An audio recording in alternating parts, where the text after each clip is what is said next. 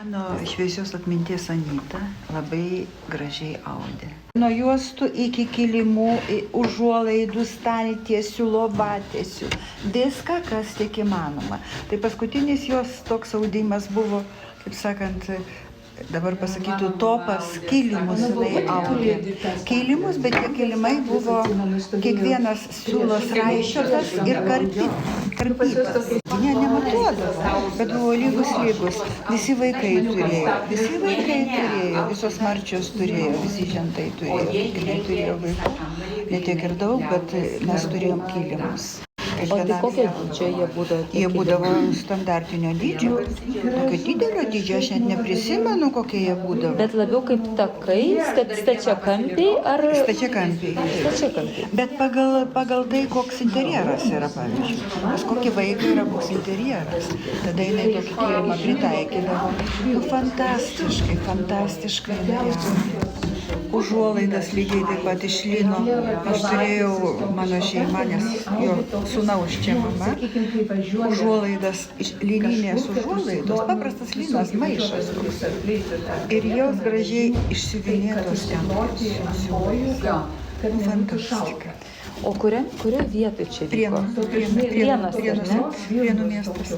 Ir koks maždaug laikotarpis, kuriuos metus jūs prisimenat mažų kai mano jaunystėje, tai jeigu dabar man taip, tai prieš 45 metus, prieš 50 metų, aš buvau jauna. O jums rūpėjo kažkaip išmokti arba nusižiūrėti? Nu, tai vienintelį, kad aš tas juostas. Paskui jinai dar man tautinį kostiumą yra išaudžius, kadangi aš dirbau Lietuvos ansamblyje, aš ir kanklėm grojau. Ir jinai man tautinį kostiumą išaudė. Jis buvo toksai stilizuotas truputėlį, nes, žinote, Lietuvoje tai ten viskas irgi stilizuota, bet ne tiek. O jinai taip, ir viską, ir liemenė,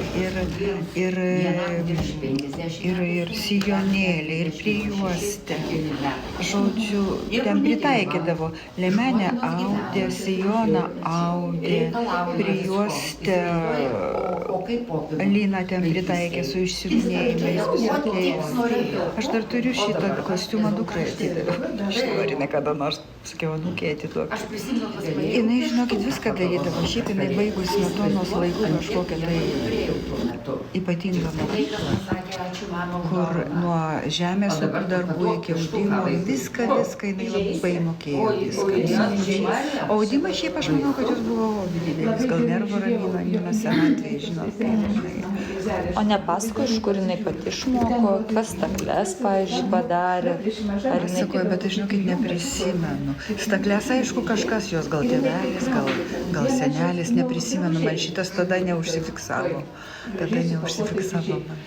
O jūs pati, kai susidomėjote, tai jinai jūs pamokė, kaip juos tausti? Taip, jinai. Nes man buvo labai smalsu. Ir esu išaudžius vieną juostą.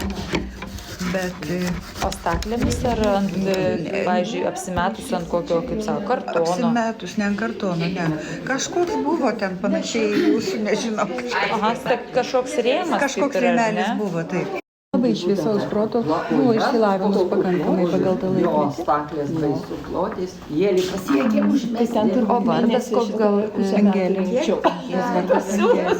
O pavardė, jeigu jau dėjo? Tai va staklės ir buvo vyro pavardė buvo. Nesėdi vyružintai, jos pasiekė užkišti. O iš mergautinė pavardė Rinkevičiūtė. Ir tik tada jau... Ir Prienuose. Vyrai gyveno Prienuose. Bet siūlus kaip gražiai suvertavo. O išmoko vardu Vida. Tai labai ačiū, Vida, kad papasakojot.